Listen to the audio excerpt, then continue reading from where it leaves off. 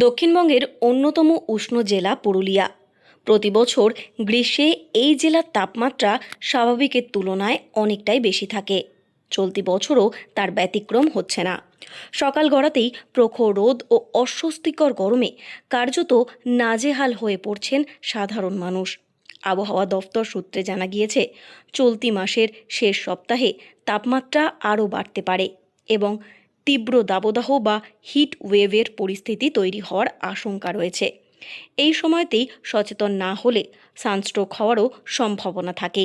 এই পরিস্থিতিতে কিভাবে সুস্থ ও নিরাপদ থাকা যায় সে বিষয়ে জেলার মানুষদের জন্য গুরুত্বপূর্ণ পরামর্শ দিলেন পুরুলিয়া দেবেন মাহাতো গভর্নমেন্ট মেডিকেল কলেজ ও হাসপাতালের এমএসভিপি ডক্টর সুকমল বিষয়ী। তার পরামর্শ মেনে চললে পুরুলিয়ার মানুষজন নিজেদের সুস্থ রাখতে পারবেন বলে মত চিকিৎসক মহলের।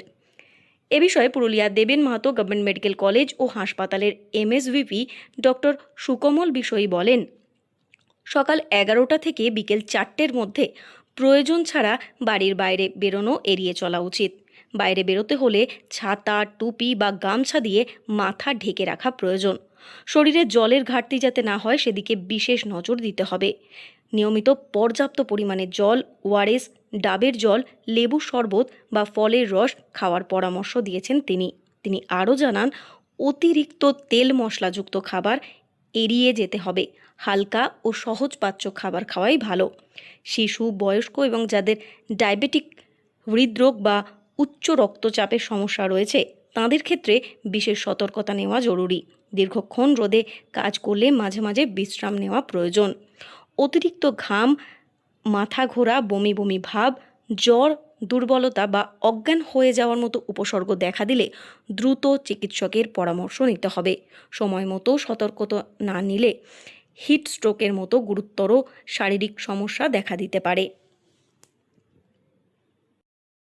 ডিহাইড্রেশন থেকে মানে শক হয়ে যেতে পারে। তাদের প্রচুর তাপমাত্রা শরীরের বেড়ে গিয়ে হিট হাইপার পাইরেক্সিয়া, তারপরে আনকনসাস হয়ে যেতে পারে, হিট সিঙ্কোপ, এই সমস্ত জিনিসগুলো হতে পারে এবং প্রাণহানিও ঘটতে পারে এখান থেকে।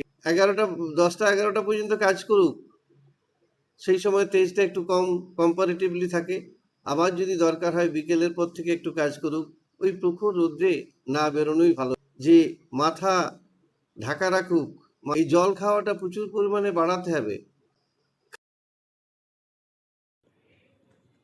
তীব্র গরমে সচেতনতা ও সতর্কতাই সুস্থ থাকার মূল চাবিকাঠি বলে মনে করছেন চিকিৎসকেরা। পুরুলিয়া থেকে শর্মিষ্ঠা ব্যানার্জির রিপোর্ট, লোকাল 18 বাংলা।